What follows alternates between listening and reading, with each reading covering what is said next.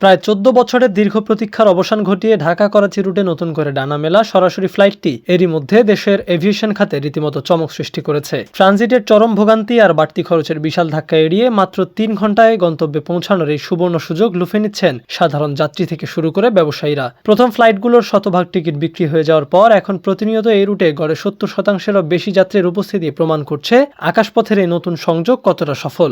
আর ঠিক এই আকাশচুম্বী সাফল্যের উপর ভিত্তি করে বাংলাদেশ ও পাকিস্তানের এভিয়েশন খাতে যুক্ত হতে যাচ্ছে আরও একটি নতুন রুট। ঢাকা করাচির পর এবার ঢাকা লাহোর রুটে সরাসরি ফ্লাইট চালুর জোরালো ও আনুষ্ঠানিক প্রস্তাব দিয়েছে দেশটি।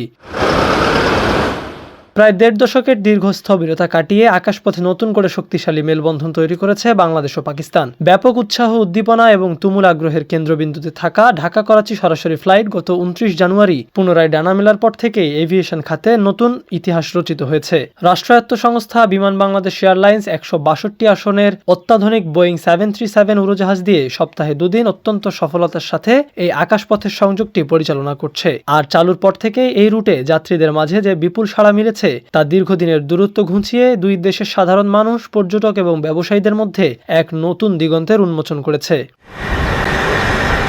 তবে এই রুটের আকাশচুম্বী জনপ্রিয়তার পেছনে মূল কারণ হলো সময় এবং অর্থের বিশাল সাশ্রয়। আগে মধ্যপ্রাচ্যের বিভিন্ন হাব যেমন দুবাই বা দোহা হয়ে ট্রানজিট দিয়ে করাচি পৌঁছাতে যাত্রীদের যেখানে প্রায় ১৩ থেকে ১৪ ঘন্টার মতো দীর্ঘ ও ক্লান্তিকর সময় লাগতো, সেখানে সরাসরি ফ্লাইটের কল্যাণে মাত্র ৩ ঘন্টাতেই গন্তব্যে পৌঁছানো সম্ভব হচ্ছে।